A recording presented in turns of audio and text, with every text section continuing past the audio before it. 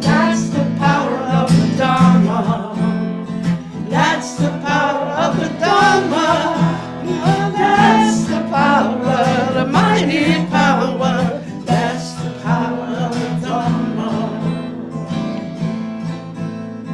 Dharma on the water, Dharma on the land, Dharma in every woman, Dharma in every man, Dharma in the garden, Dharma in the trees, Dharma what's inside of you, Dharma inside of me.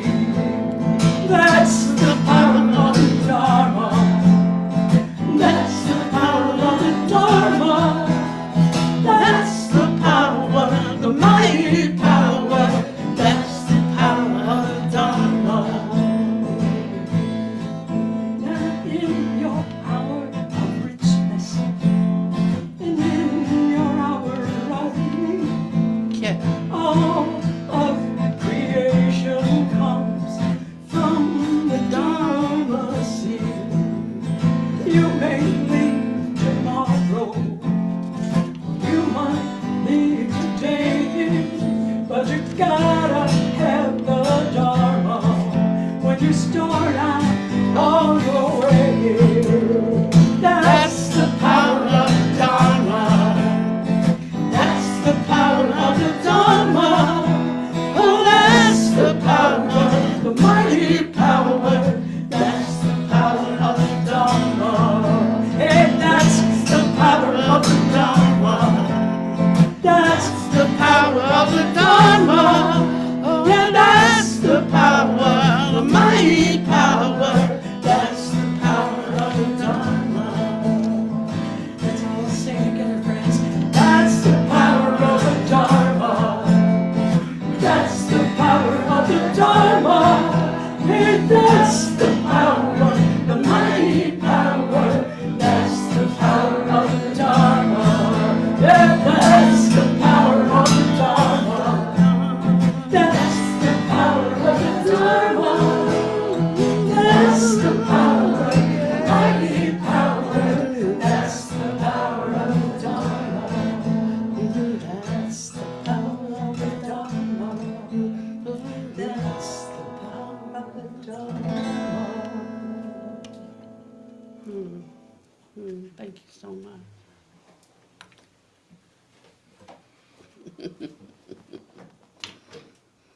You know, I used to be in Pentecostal church, and we always would say that if you had that old time religion, you should show some sign.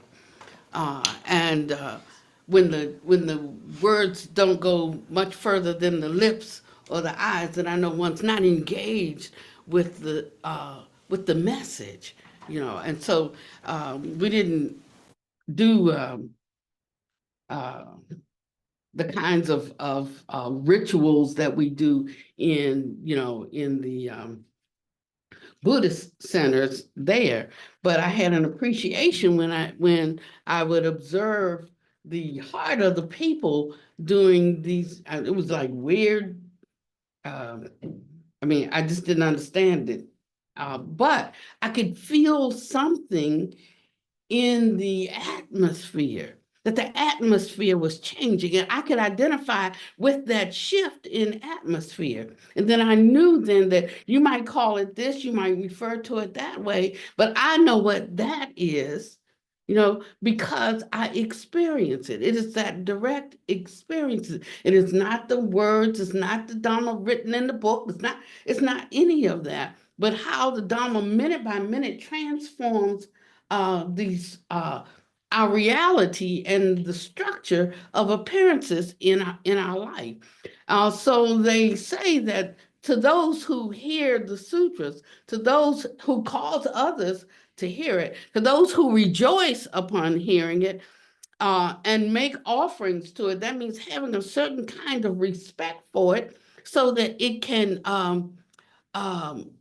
affect your life and can effect changes in your life, anything you don't value, then there's not going to be an appreciation for it. It doesn't mean that it is something to be appreciated. It just means that you don't have appreciation for it. And so you cannot get the benefit of it. You can't even get the taste of it, without the opening to see and to evaluate, to investigate the benefit of it.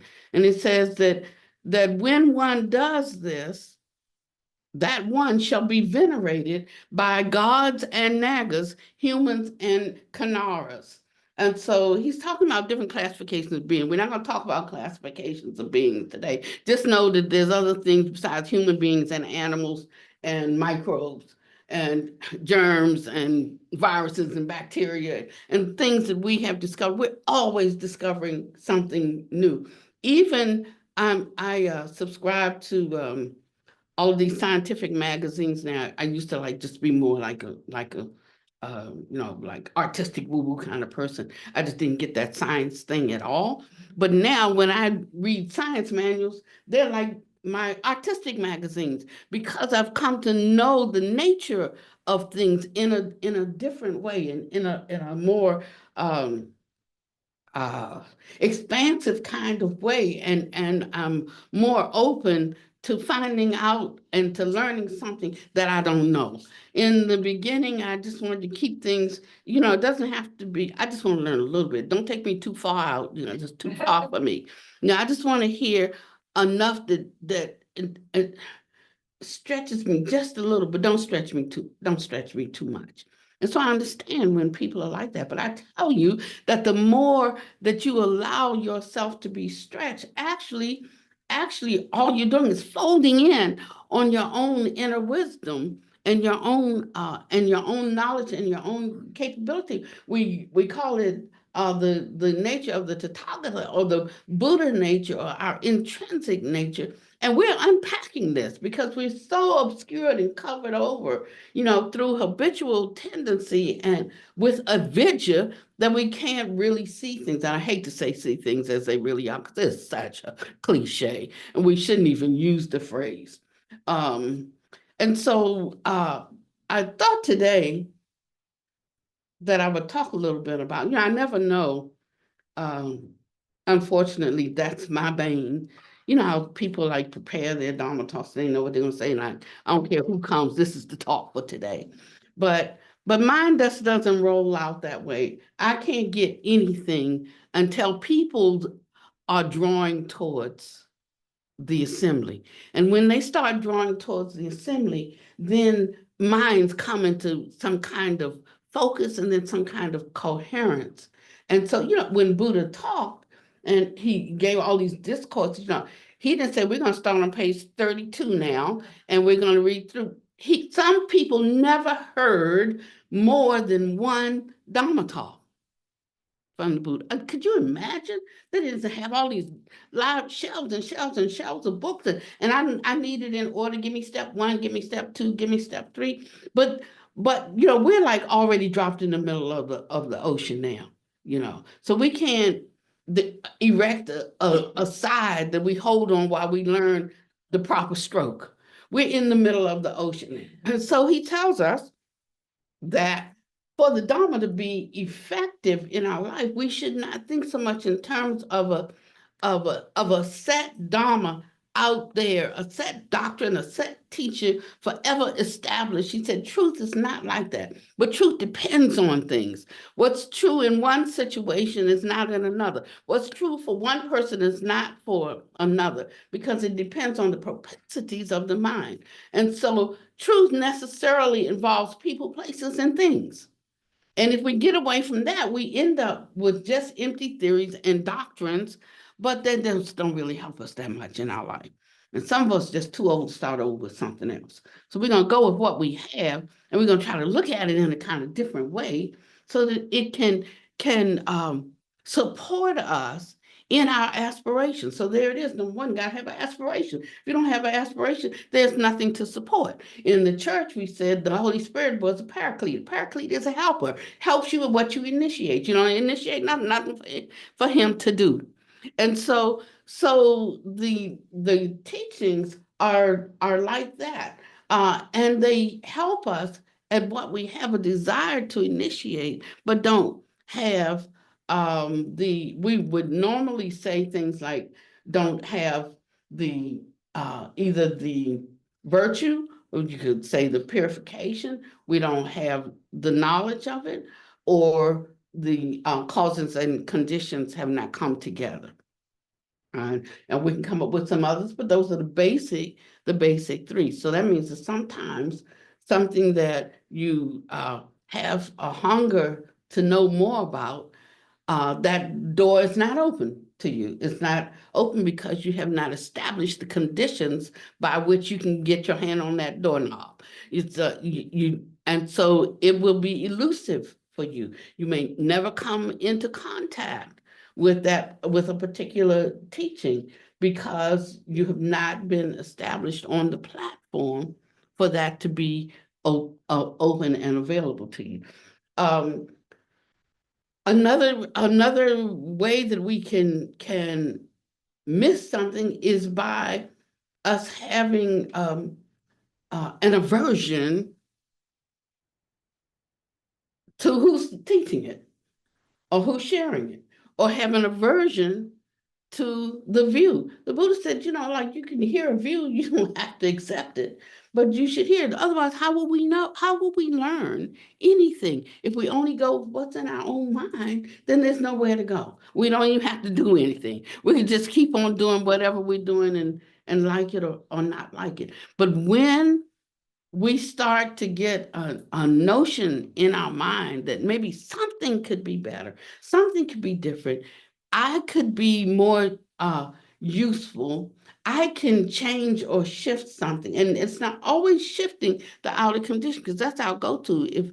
If I don't like something that you said, then I want you to change the way you think about it. I want you to change how you say it to me. But if I can just hold it myself, and I can accept it or reject it. I mean, many times people would accost the Buddha, and jump on him about the way he explained something, and he would say, I'm just telling you what I know from my direct experience. I'm not saying that you have to follow it. So you don't have to get mad. You don't have to get upset with me. And instead of, well, like, what was wrong with what I said? Why didn't they like it? Or they just don't know nothing. Or, and all of our mind just starts running in these kinds of ways. And these are the uh, negative habitual tendencies that keep us from really stepping into the joy, into the freedom of our own intrinsic nature, the nature and the deepest part of us, the deepest aspect of us. And that could be a very long conversation about where we end. So we won't go that far today. But just starting little by little. So when the Buddha began his teachings, he was with some other guys, and they were seeking enlightenment and so forth. And he was doing a lot of, ascetic practice, and a lot of flagellation, and starving himself and all that, just kind of like cursing or putting down the body for spiritual attainment. And he almost died. It's amazing that a young lady came along when he was almost dead and gave him something, gruel or milk or something, and it revived him. And he said, "Wait a minute, the way I'm going, this is not the way." And so he said, I've gone too far. And he started eating. So now he goes back to his buddies, and they're out in the forest, and they're seeking enlightenment. And they say, "Oh, we ain't talking to him because he's eating now." And so they stop, so they said, we will shun him. And they turn away from him. But he said, "Brethren, don't turn away from me. I found what we were seeking, you know." And they said, "Well, how could you? Because you eat, you know?" And he said, "Well, what, I mean, like, how will it benefit me if I'm dead?" And so he just started with something as simple as that: you got to eat to live.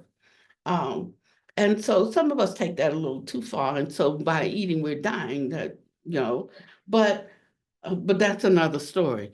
But so he said, don't go too far to the right or too far to the left. Now, where's too far for me versus you? I mean, my too far might be out here. Your too far might be right here. And that's why we have to make this, in this sense, personal, meaning we have to be able to take it. I only get the nutriment I eat. I only get the nutriment that I eat and can digest. And so he tells us that we need to take in this nutriment. And he says, I know this is going to be hard. It's going to be hard for you. So I'm going to give you easy way to look at it. So first of all, you have to not be too upset about what other people think. And then you have to not be too confident about what you think. And so right away, that starts messing with our ego, PhD, 2 masters, and some other stuff, So like, I think I'm educated, I am, and that so my mind is worth relying upon.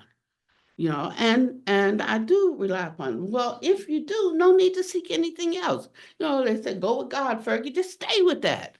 But if there is in you something that says that there must be more, that there is a different way, how is it that two people can be going through the exact same difficulty, and one is going through it without suffering and the other one is full of suffering? So it obviously does not have to do with the circumstance. It must have to do with the way that I hold it, the way I look at it, the way I understand it, the way I process it, and the way I handle me in it. And so this is how he started teaching them. He said, stop blaming your problems on other people. Learn how to solve your own problems. He said, so now we're leaving. We're going to grown-up school now. And he began to teach them in that way. They were in a tradition, Buddha wasn't a Buddhist. They were in a tradition where they relied upon other beings to support and to sustain them. And we all rely on other beings for something, whether they're human beings, whether they're our, support animals, whether they're, we rely on other beings for solace, for comfort. We learn from them. You learn from who you like. So from friends, we don't like to learn from people who are not our friends, but we do like, learning from our friends. We're open to them. So he's teaching us how to know ourselves and to know our preferences and to know the things that agitate us and the things that aggravate us. That's a full-time job. But we're so busy. Every time we learn something easy, like, oh, that's Susan. Oh, that's John. Oh, but he says, roll all of this back. It's like a mirror, the Dharma is, that shows us ourselves. And it can really, really hurt our feelings if we think that it's there to harm us. But if we understand that you're already harming yourself, I don't have to help you with that. But it's there to help you find your way of escape. Then you can look at it as a friend. This is how we should hold the Dharma, as a friend, not as a touch, not taste, not handle, not, and we should understand what purification actually means. Purification, we have some, Webster, he's the be all, end all. So whatever Webster says, that's what it is, right? And so Webster may define purification in a certain way, but as you start to walk through the Dharma and digest it line by line, bit by bit, here a little, there a little, you come up with suitable definitions for to understand words, and the meanings of words shift, the complexity, the depth of the usage. Language is only good for communicating. And so And so as we start to use it as a means to communicate as opposed to being the actual thing, then we see wisdom begin to surface in our life, and not just on knowing based on our intellect and on our academic prowess. And so then the same words can be used, but that word, while it might mean three things to somebody, it can mean 10 different things to me. And then which one of those 10 is the proper one for this understanding based on people, places, and things. Also, it's based on precepts, it's based on vows, it's based on principles, spiritual principles. With every kind of ology we have, they have their own principles. So biology has certain principles and constructs, psychology has some other ones, the different schools of science or theories of science have different ones. And so the astrophysicists can disagree with the biologists, because they have two different ways of looking at it. I love watching Neil deGrasse Tyson, because he very seldom has another astrophysicist, like he don't need to hear from them, he's full of it. So he doesn't bring them on. He's not looking for somebody that agrees with him, because he's pretty firm in how he understands things. But he brings people from other, scientific avenues so that they can express how they look at it. And it's very rare that I see, maybe never, have I seen him like just flat out disagree with it, because it's not like that, it's like this. But he says, and he will agree. He says, I don't disagree with anything you have to say. And he will say, and this is how we look at it. So I was watching one of his shows the other day, and he was talking about the astrophysicists and the theory of chaos. Even scientists, they call that stuff theories. No, we call them facts. They call them theories. So that just tells us something. But I love scientists because they're inquisitive. They have a desire to know. They won't lock down or clamp down on anything, unless their grant depends upon it. Then we gotta like be a little gentle in rounding out the edges.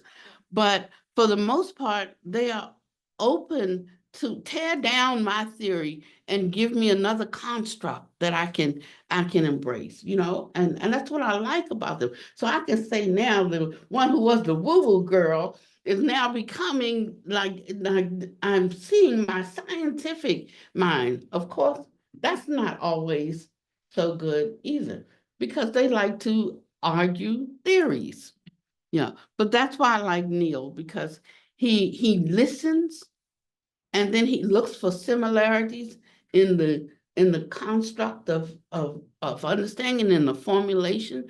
He looks for principles, and then if he sees something missing, then he supports that. So now I have not just his view and somebody who's come on to like reinforce his view, but I have his view and I have another view.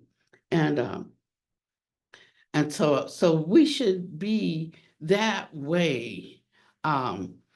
He called this kind of awakening a kind of self-enlightenment. So we, in this diaspora, at least, we have a notion of self-development, but what self is he talking about? And so we have brought we have disturbed the flavor. Sometimes, I got a big spice cabinet. Well, I don't cook, but Kay has a big spice cabinet at the Hermitage. And sometimes I go in there and piddle in the kitchen and I'm going to make something. And I say, you don't have to cook, Kay. I'll cook. No, I don't mind. I don't mind because I don't know. I know the flavor of a few spices. but we got, I don't know, like 40 or so, So I'm like, this look good. Or that smells good. And I put some in. But they're not all meant to be mixed together. They would just confuse the palate, but some are complementary and some are standalone. But you got to know these kinds of things. And you unfortunately, we can either learn from someone who understands the difference in the flavors, or we can do it by trial and error. And that's how it is with spiritual practice. We can learn from someone, or we can do it by trial and error. But what we are moving towards is a kind of self-enlightenment. So, I mean, nobody can enlighten anybody else, not even the Buddha. If he was, we wouldn't even be sitting here doing this. It would be no need to doink, and the whole thing is done. So we should know that it's going to require something of us. And there was a time I just really loved the notion of reliance, on the completed work of someone else. And if I just embrace them enough, then I get it too, So I don't have to do any work, even though it was never said that way. We just didn't read those parts. We just liked the parts. Um, and of course, we like the true sense of communion that comes from being known by heart. That's what we look for, being known by heart. We find it difficult to get that much depth from others, because others are too busy trying to be known by heart. So he talks right away. He's like just brutal. And he says, you got to uproot this self-focus. It's got to go. That's what's causing you all your suffering. And he says that in the beginning, he starts, me, I'm not selfish, I'm generous. I'm not, and he starts to just say, now, don't take this personal, because it's not personal. But I'm going to show you through your habitual tendencies. If you will ponder and you will think about them, you think about yourself more than you think about others. You think about your family more than you think about your neighbor. You think, he says, and so with that kind of discriminating mind, we have love and hate. And we have these two extremes. And you can just categorize. I put Johnny on the 30% love. I put my sister, my sister who used to give me so much trouble, she's 50-50. She's on 50% love, My dad, I loved him. He's on the 99 spectrum, and you don't even want to know what I think. So I'm not even gonna call out a number. And so that's what we're constantly categorizing and placing people along the spectrum. And so it's said many times that the Bodhisattva ideal of the Mahayanas and the Vajrayanas was not in Buddha's early teaching, but that's not true. It said in the Samyutta Nikaya and the Theravada teachings, which are considered the earliest teachings, he exhorted his disciples to go forth and preach the Dharma out of compassion for the world, for the good, the welfare, and the happiness of both human beings and devas. Okay, so he talked about devas and he talked about gods. He said, there are these classifications of beings. We come up with the names. We call a dog, a cat, a cat. I mean, the dog didn't come up with the name dog. The cat didn't come up with the name cat. But we have. So we have now classified these beings. And the ones I can see, you can classify them. The ones I can't see, I don't see them. I don't know they exist. I can say they don't exist. That's why before we had certain technology, we didn't know why people were dying, because we didn't see bacteria and viruses. It didn't mean it didn't exist. It just meant that we didn't see it. We didn't see it. And so we had the notion we came up with some other reason why people must be dying. But as we begin to develop in our skill and our technology, then we begin to discover other things. And so that's how our understanding and our knowledge grow. Well, the Dharma is like that as well. It's a spiritual technology, a technology nevertheless. And so it operates by certain principles, certain rules that function. The first is causality, the law of cause and effect. Anyone who cannot um, who cannot agree that causality is a primary force in life, then you could basically say that the Buddhism is not the path for them. Now, I can believe in causality until it gets like too good. Like why does a little baby die and an old mean man live forever? I could, like when it says something's not right about that. And my mind, because of my attachment and my views, will make me say, or why did that car hit my sister?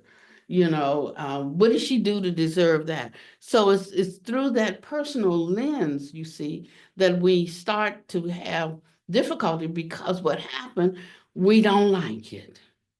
And he says, begin to untie or unravel this whole knot in the 12 links of dependent origination. The very first is avidya. He calls it ignorance. It doesn't mean dumb, stupid, anything like that. It just simply means not knowing the nature of things and not understanding how things come to be.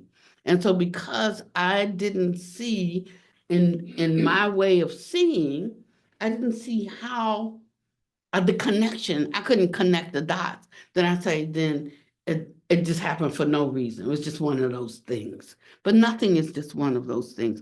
All conditions, show me any condition in life, in our real world, every day walking around, common sense even, like where there is not causality at play. The present condition emerges based on a previous condition.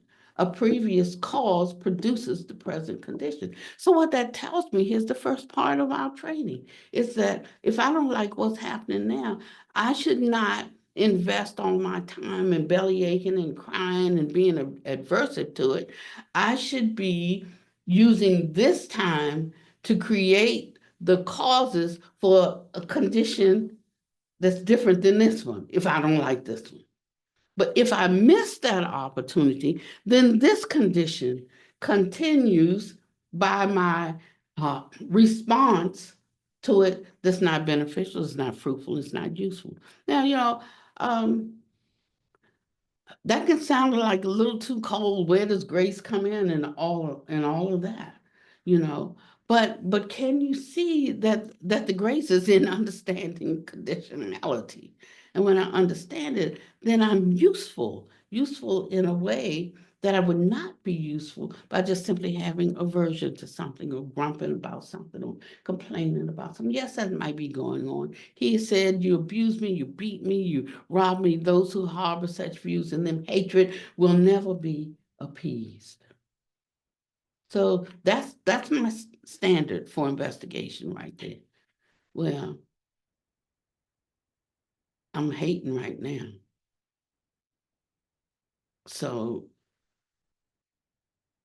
can I see that this hatred is fostering more hatred, it's fostering more anxiety, it's fostering more stress? It sure is at least fostering anger, and I don't like them. And just look, he just says, just look. This is what we do with our time. This is cultivation. We learn a new word like cultivation, and now we just cultivate.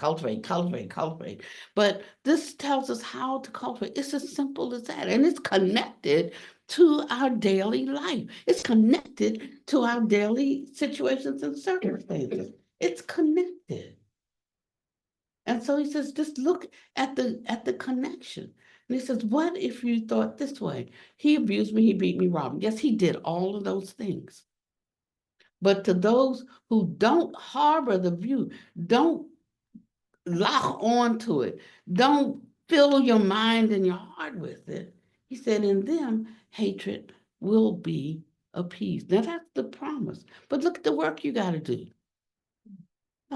Now, I don't know, because this is requiring something of me that I don't want to give. This is requiring something that I might not even think is right to give. It doesn't mean that you don't take care of things. It doesn't mean you don't handle your business, but he's talking about cultivating and developing a certain attitude of harmlessness and helpfulness as you tackle your everyday relationships. And that's the beginning of it, because, we have the relationship we have with others. You don't have to scratch too far below the surface and see if we have the same relationship with ourselves. So if I'm one that doesn't, have confidence in other people, I generally don't have that much confidence in myself. When I don't trust other people, I have some inkling I'm not that trustworthy. To one who, who is generous, sometimes I know I'm generous, but that means sometimes I excuse myself too much, and I need to ponder what you need to deal with that in you. You need to work on that. So I have to constantly because I'm one who give me a get out of jail free card, but if you're one who like just lay the axe to your neck, then you have to apply different methods than I apply, maybe in the very same situation, you see. And so we can't like just Paul parrot the Dharma, but we can just take it line by line, precept by precept, here a little, there a little, and just starting around what causes me suffering. I'm not gonna tell anybody, because I don't want y'all to know me like that. I'm not gonna tell you what it is, but I am acknowledging it to myself. And that's why the highest Dharma teachers talk about the importance of honesty. I remember there was this movement called radical honesty, and that radical honesty just gave people, permission to just say anything they wanted to say out their mouth to you, and I still see that going on. The people just say anything they want to say, and they think, well, I'm just being honest, but it doesn't mean it in that way. And that radical honesty really means really looking at yourself and getting yourself together, not trying to get people straight, getting yourself together. And he says, we have to start there. If we're not willing to start there, there's nowhere to go, because you can only start with you. So some of us want to be bodhisattvas. Some of us want to save living beings. Some of us, extend generosity as far out as we can. But we have, because it's like wanting to write a novel before you learn how to construct paragraphs, or wanting to construct paragraphs before you learn how to write sentences, and wanting to write sentences without, I hated when we did, what's it called? Conjugation. Oh, I hated it. I never did get that thing, in school. I did lines and slashes and I didn't get it, but I'm a great storyteller without it, but it was hard for me. But it's like wanting to do that before you've learned to put words together, and wanting to put words together before you learn the alphabet. And if you learn this alphabet, this is not the only alphabet. Every language has its own alphabet. Some languages, it's difficult for people to speak English because they don't have in their language, I don't know what you call it, but they don't have like that particular sound. And I for sure see a lot of languages that we don't have their particular sound. So we don't even know how to form our mouth to even utter it, And so these two things, having a proper understanding of language, prajna, is important.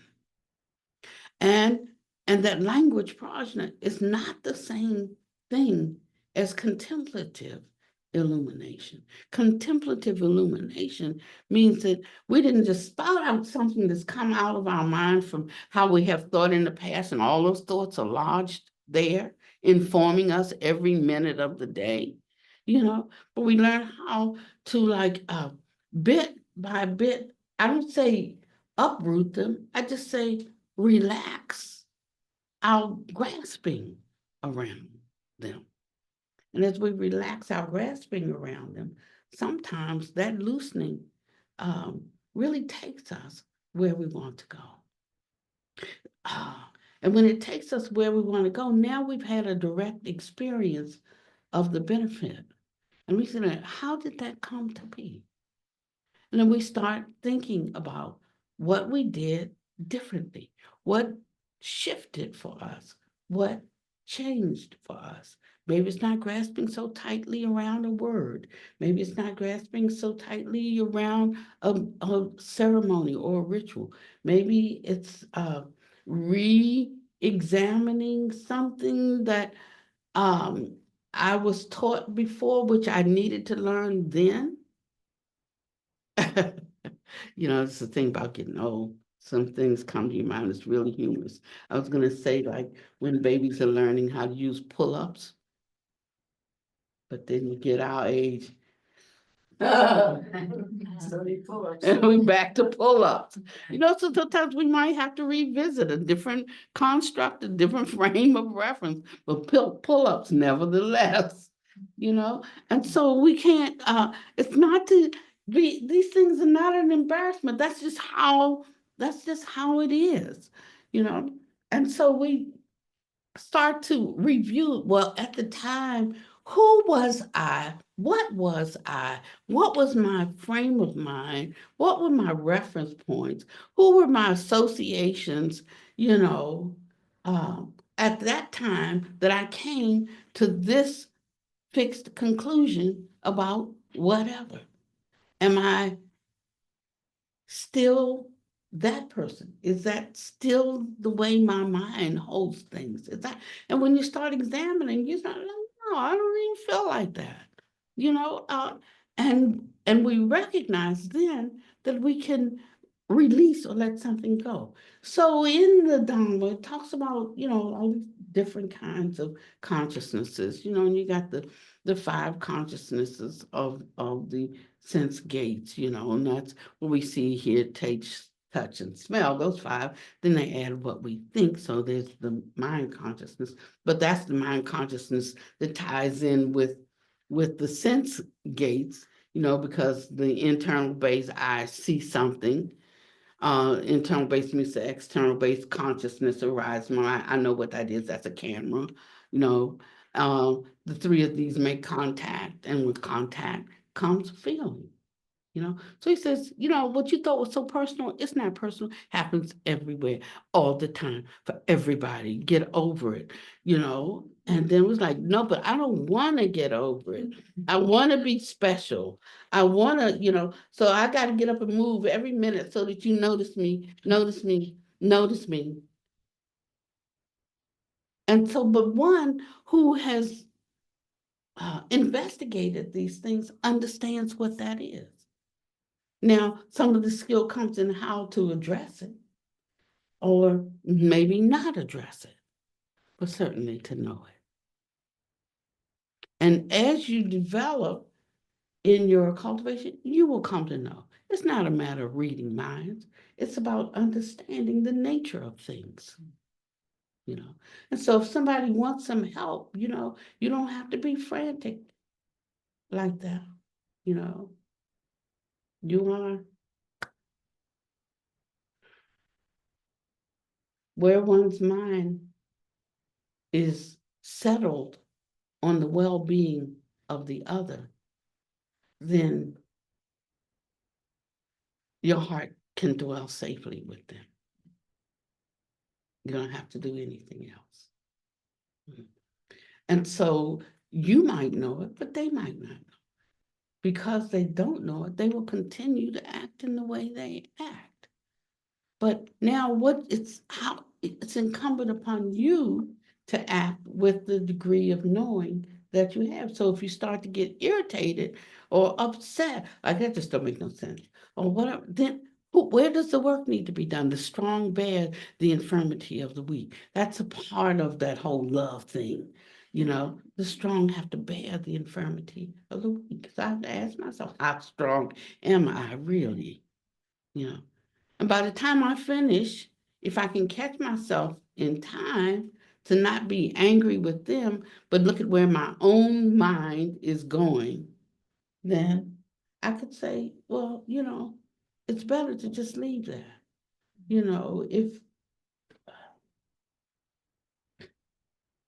you can't offer something to someone that they don't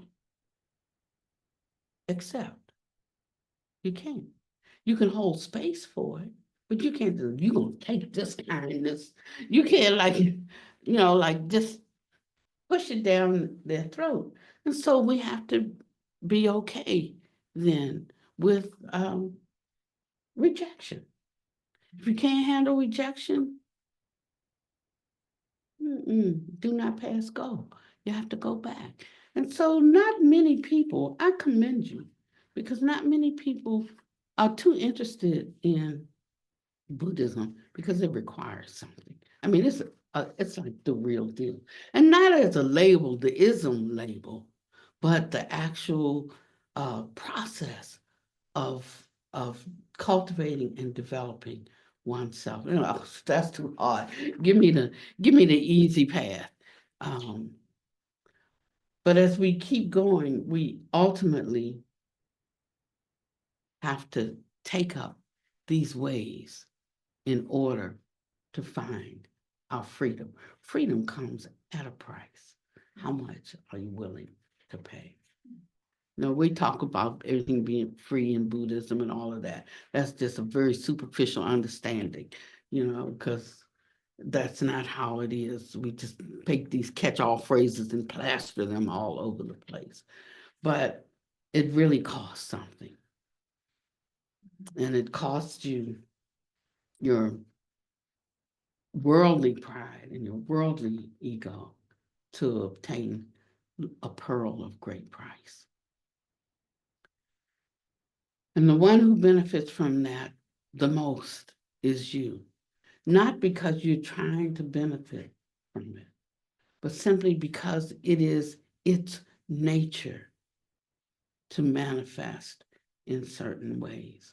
So you end up being compassionate without thinking, I'm going to be compassionate today. You end up in the moment just with a kind of clear seeing that allows you to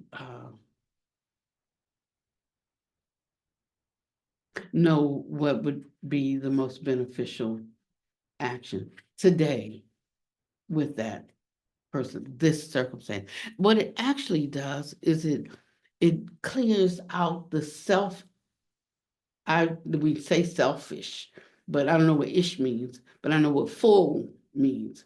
So it clears out the self-fullness that we have, and it leaves some room to see another as oneself.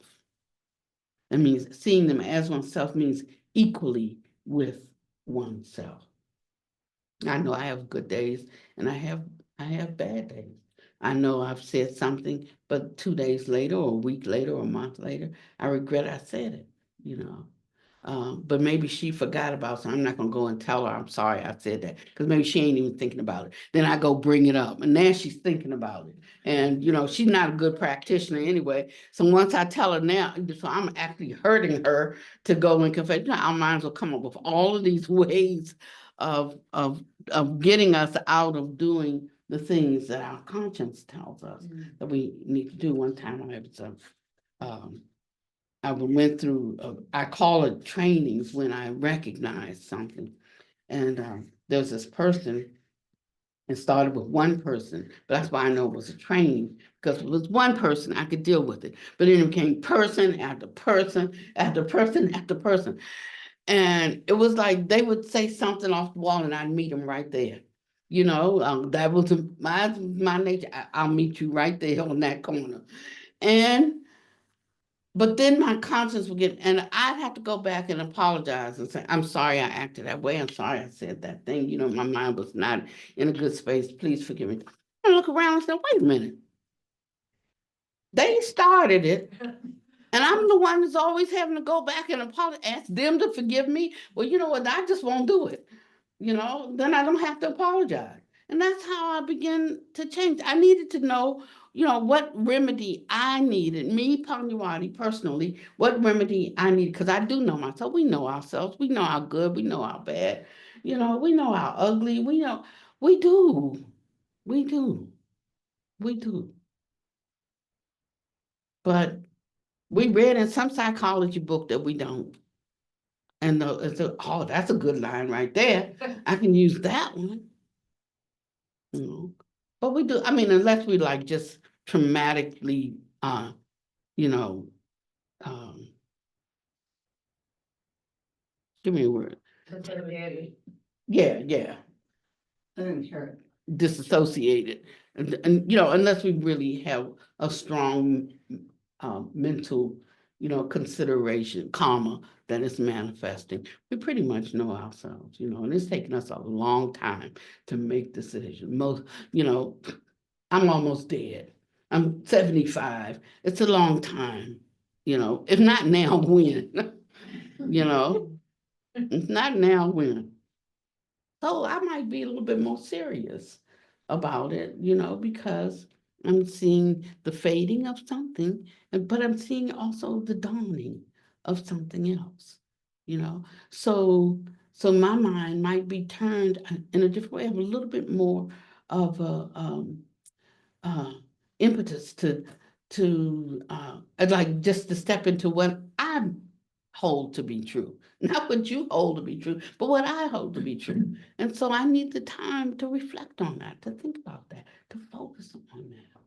And this is what we do all day. It's not like sitting on a meditation cushion for 5 or 15 minutes and we're done. We've done our spiritual work for the day, you know. And so our Buddha master tells us that should be about, on one hand, that should be about 10% of your practice. 90% should be in your cultivation. But we'd rather spend 90% of the time meditating and 10% of the time actually working, to uproot our unwholesome tendencies. And so we don't make that much progress. We uh, squander the preciousness of a human life. Maybe my dog has extraordinary, I don't have a dog now, but when I had a dog, dogs have extraordinary hearing, you know, um, or let's say sense of smell, because that was in the paper recently. And they said, I forget, but it was an astronomical number. Like somebody said 700 times stronger, and somebody said some thousands stronger, but even 5 times stronger would be a lot. Their sense of smell, and that's why they can detect sickness in the body and some other things. They're finding out all these wonderful things.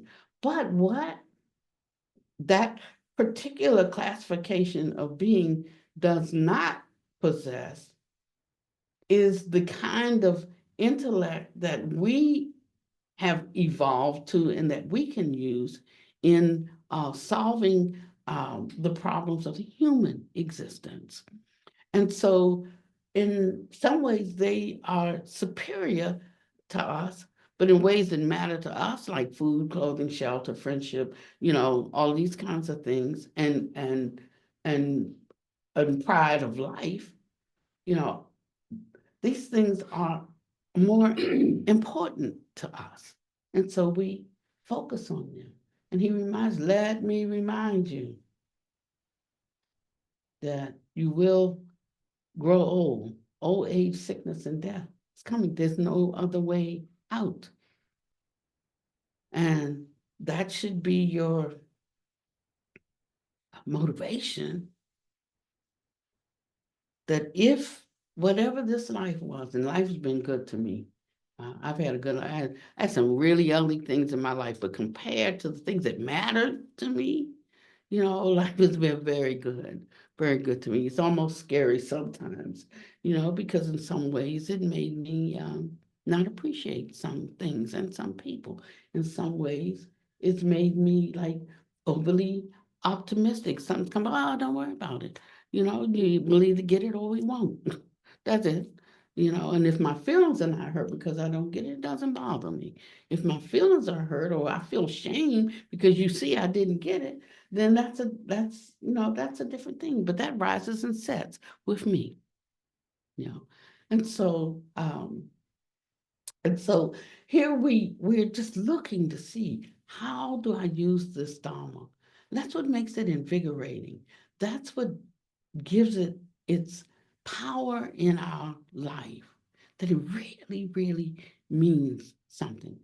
And we are working towards this self-awakening for ourselves, for sure, but also out of compassion for the world, for the good, for the welfare, and the happiness of not just humans, but all sentient beings, including ones that are not in this world. In this world, meaning not detectable necessarily by everybody in general, you know, those beings. There's my pets see things. They see other beings. My little kitty plays all the time. You can call it imaginary friend if you want, but when my kitty wants to play, she's got uh, toys. She got a little mouse toy, and all got a whole basket full of toys. It's like we got a baby there at the monastery, but she plays with all of those things. But there's times that she's playing with something else, and she's running and she's chasing it. So that it could be something so teeny that we can't see it with our own eyes.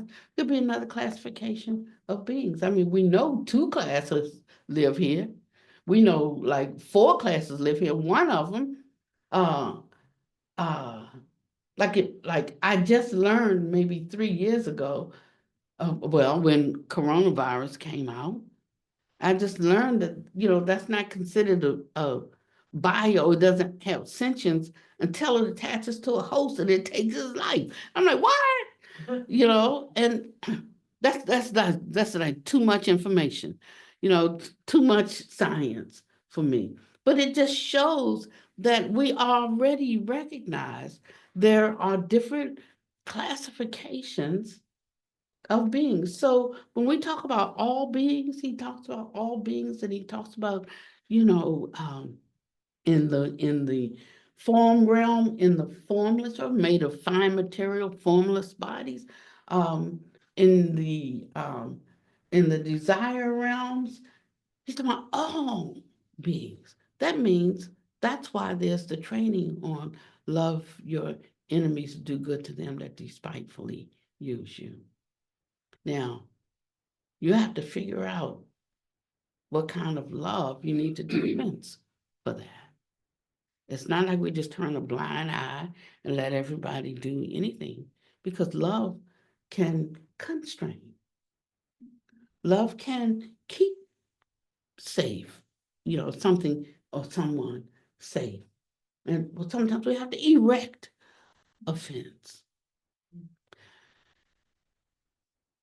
But it depends on the foundation of your love as to what kind it is. The Buddha really didn't use that particular word. He used the opposite of whatever word you're using to describe how you're feeling. So if you're feeling hatred, he uses, we have by non-hatred the ability to subdue hatred. He would always use, like, whatever that is you're feeling, whatever that emotion is, whatever that energy is, whatever, that reality state, you have the opposite of that state. Or the absence of it, right? Mhm. I just connected that, like, if it's hate, then it's if it's love, then it's creating something else. Yes. But if it's just the absence mean, of it, love, then you're just left with your true nature. yeah, because, love, you think like, oh, you're going to get the big payback, because you like maybe hating. But, love has its payback too. Yeah, there's a whole lot of payback going on about love, around love. From 50% of marriages, collapsing on. It's a whole lot because, we come into this world, what did it say? To pay a debt or To collect. to collect a debt. Now that sounds like that's one of them brutal things I'm talking about because we like the notion of love and so forth, and we've built a whole candy store around it. But he said, actually, when you look at it, that's what uh, love is: paying a debt or owing a debt. And so it changes it. It moves it to a different category. We don't mean that we don't love. It's not like just understand what it is. That's all. That's all I'm saying. And then you know how to use it in its more fully, more completely. You'll know how to solve problems with your understanding. Like when there's two that you love, and whatever one wants you to do, it's not going to be conducive to what the other one wants. You're going to have some wisdom to know how to work with both of those. And this is where the Dharma will begin to benefit you. So he said, learn all you can, but with that, get understanding. So in the beginning, like learning letters, he taught us that we are ultimately responsible for our own destiny, holding that nobody can purify another. But then he goes on to an altruistic ideal, and he starts teaching us how to love those that are close to us. You say you love them, but you do this and you don't do that. You don't do that and you do this. And we start thinking about those who are close to us. And then those are a little bit further. These are all such elementary, preliminary practice. We don't have to do that forever. You should be able to, anybody that pops up in your mind, you should at some point be able to subdue your mind. If you can't subdue it, at least know that your thinking is not in line with what you say that you hold is true, so that you can start to work on yourself. You can go to those places that scare you. I always talk about the Dharma that passes through barriers. Is that what it is? Yeah. So when our teacher was teaching us about that, I didn't like it because it said, you try to bite off small chunk and work on yourself with that. Then a little bigger chunk, then a little bigger chunk, right? He said, no, go to the biggest problem that you have and you deal with that. And when you take care of that, all the rest will fall like dominoes. It'll be nothing. I'm like, well, that sounds really good. That I can get rid of all my stuff at one time. And then he added a caveat to it. He said, and if you don't do it in 30 days, you're lower than a dog. And now that was a manner, a way of teaching. And you couldn't say that to me, but he could say that to me, because he's hitting me right where, like, you just half committed anyway. That's why you don't want to start with that, because you already know you should that doesn't benefit you and take you to your goal. That's what makes something evil. Evil is not like, ooh, scary demon. Evil is it doesn't take you to your goal. You will never get there. And so I'm thinking, no, I'm going to start the kindergarten way. Start with me, then the one who's closest to me. So I'll start with the little thing and I'll take a little bigger thing, a little bigger thing. But then at some point, now I'm looking at that. I'm looking at going to that hardest thing. I couldn't look at that in the beginning, and he ain't pressed me. He know me. He didn't press me on it. He just dropping a little nugget in there, and like a seed, and that seed gets watered with the Dharma, and it gets nurtured by your cultivation, by the things you think and say and do. And when that happens, it starts to grow into a little plant.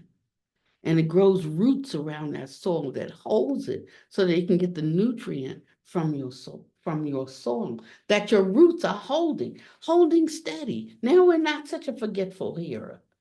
We're remembering, we're bringing remembering.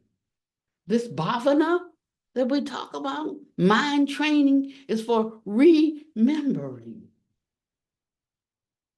And we start to remember these teachings. And they start to come up, not later after I already did whatever I was going to do. And I was thinking, well, I shouldn't have done that, or sometimes we think the opposite. I should have done this, but not either one of those. But when it starts to become, there is only now. Now is the only time. Maureen writes such good songs. She wrote that song, The Power of the Dharma. But she wrote a song called Now. Now is the only time. And we stop thinking so much about past and about future and enter into the marvelous existence of the present moment with a mind that is disciplined and a mind that is open to know what is true, what is personally true for me. And then the Dharma can have its full work in us. So now I have a new definition for purification coming out of a Pentecostal church. And then, but I've been in all of them. And then, so in Baptist church, I learned something about hospitality and we have cooked. They would, every Sunday, they would serve, fried chicken and greens and sweet potatoes and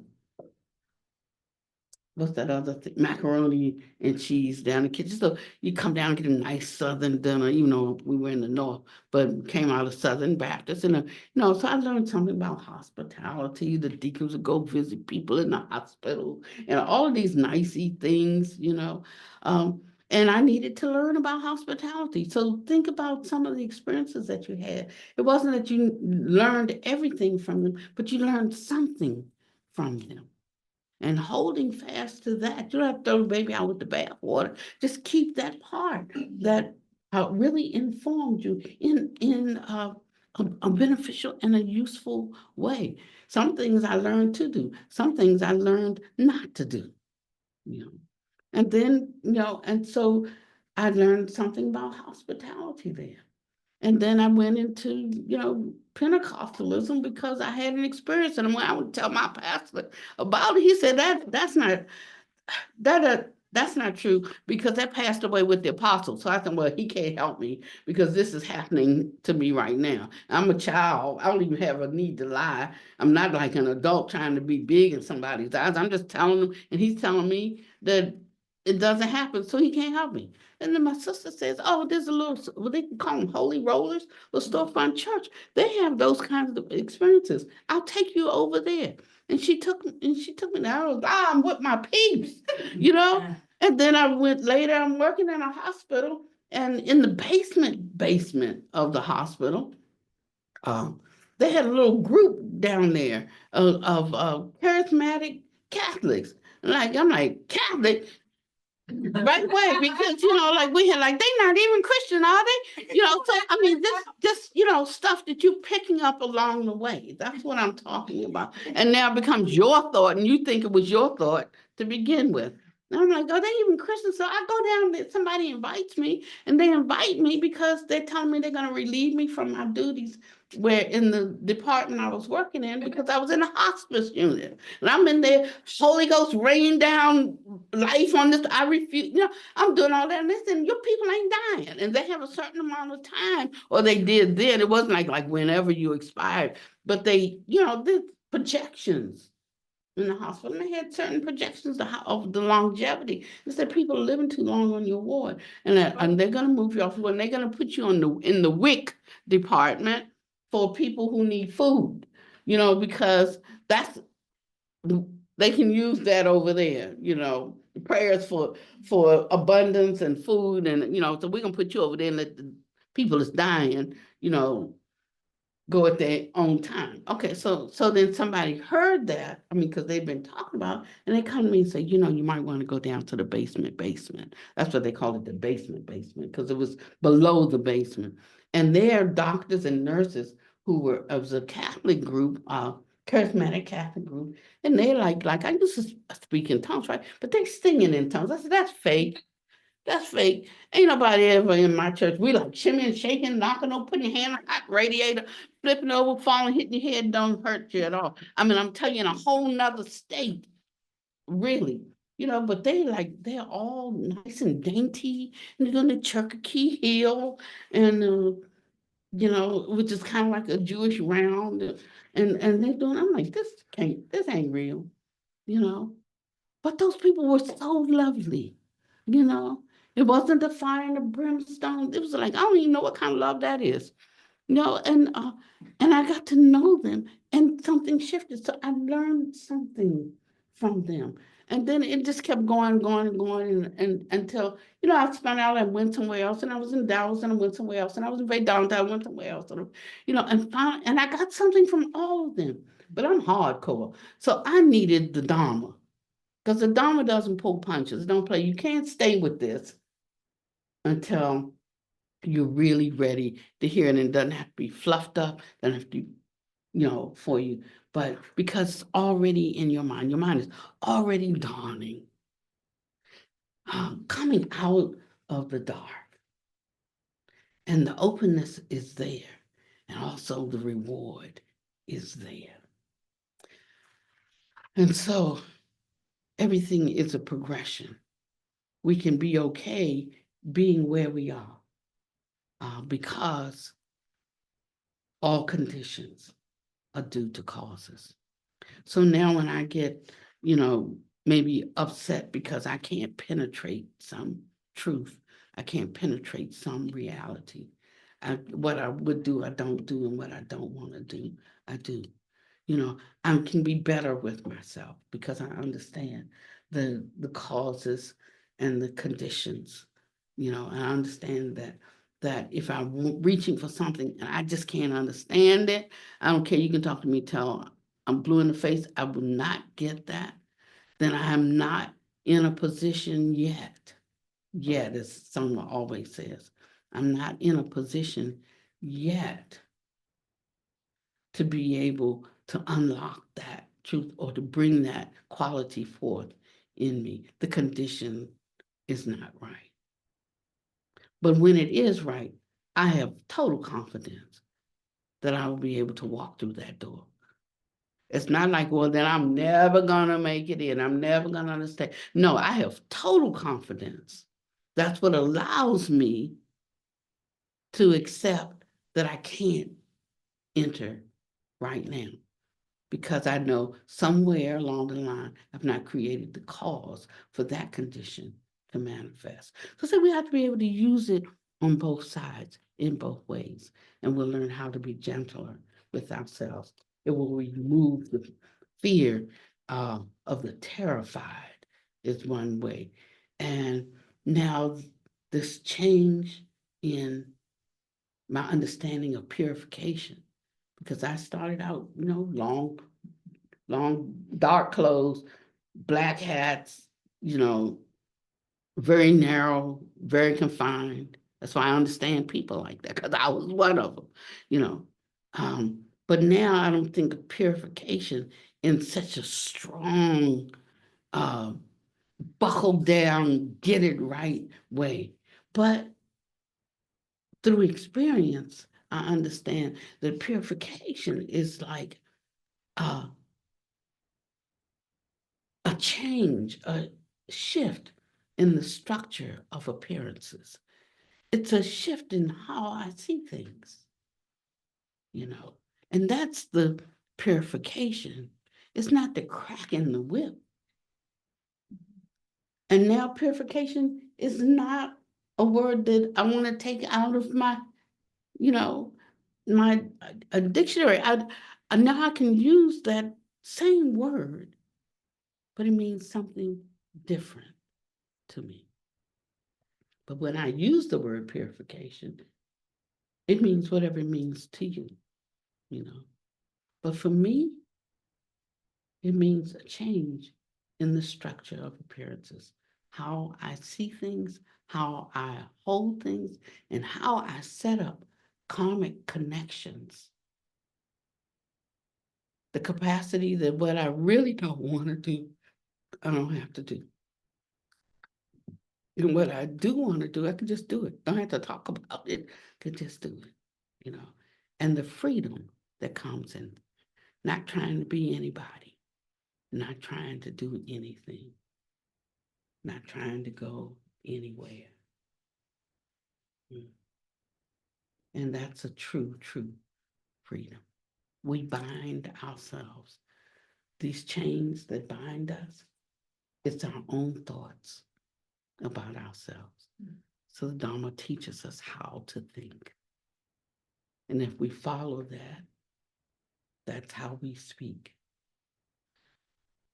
And if we follow that, that's how we will act. That will be our behavior. And he said, when the three of these are in perfect correspondence, then instantly and spontaneously the Buddha nature appears. I think I'll just stop right there.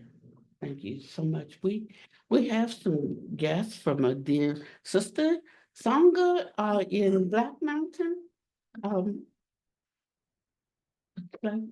So we have 9 guests today that drove down from Black A Mountain. long way. Long Thank you way. so much for, And I've had the honor to be able to go up and do Dharma talks with them.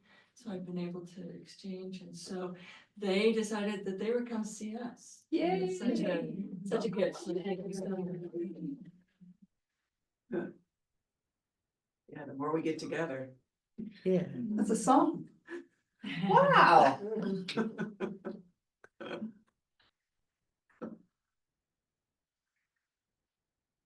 I think we should, this was a little heavy, this talk Wonderful. today. So it makes our head, start ruminating things. And I like to try to get us out of our head now. He said, listen to the Dharma, that's an oral transmission, but then forget about it. And then you just let it settle and becomes like seeds in soil, and whatever you water it with or don't water will either grow or die, So forget about everything now. And he says, he talks about ordinary, untaught worldlings. Don't be like that. But then after he teaches us, he says, just be ordinary. Can we close out on and on? We don't have a recording of that. We just had a bad scratch track, so. We can do bad scratch. Okay, so those of you who are online, it's a bad scratch track, but we're just like, Really bad. it's really bad? We played it before, I don't know.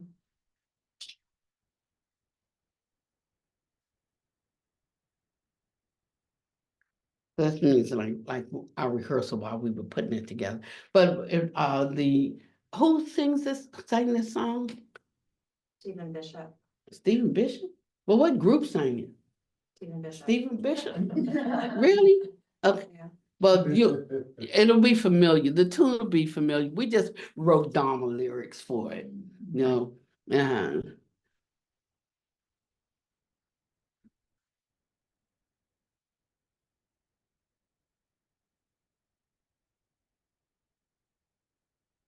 I emailed it to you a couple of weeks ago when we used it.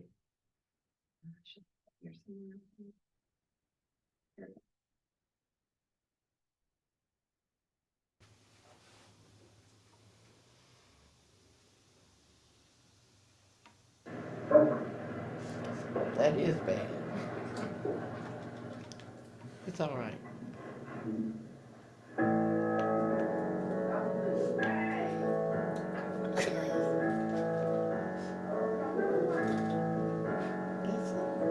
Down in Samsara we got lots of suffering, greed, attachment, anger, impermanence. Here's the truth, there's a whole nother way towards liberation and a peaceful state. On and on.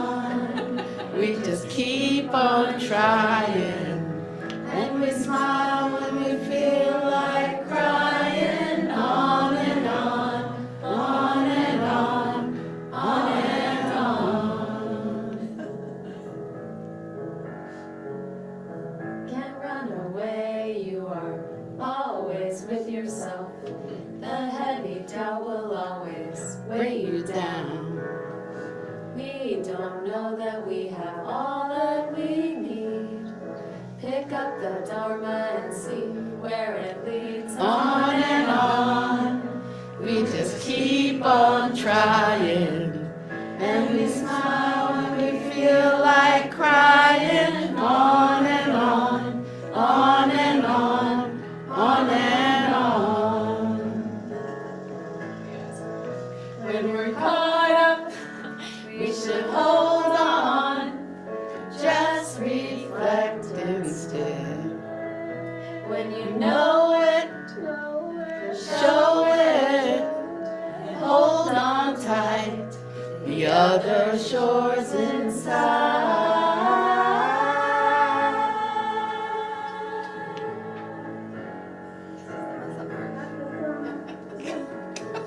Yeah, got the sun on our shoulders and our toes in the sand. life is good when the Dharma's in hand. How did we miss it? Just don't cling and be free. Easier that way and less harm indeed. On and on, we just keep on trying, and we smile when we feel like crying. On and on, on and on, on and on. On and on, On and on, on and on.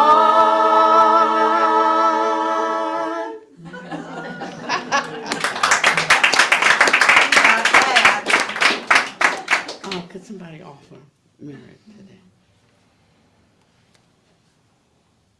Anyone?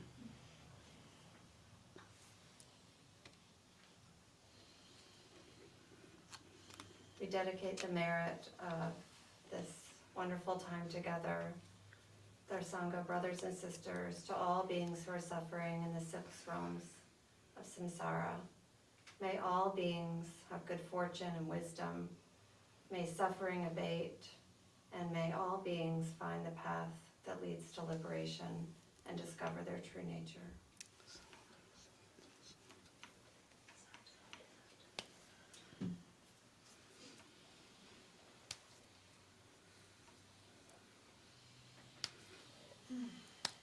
Thank you so much for coming today.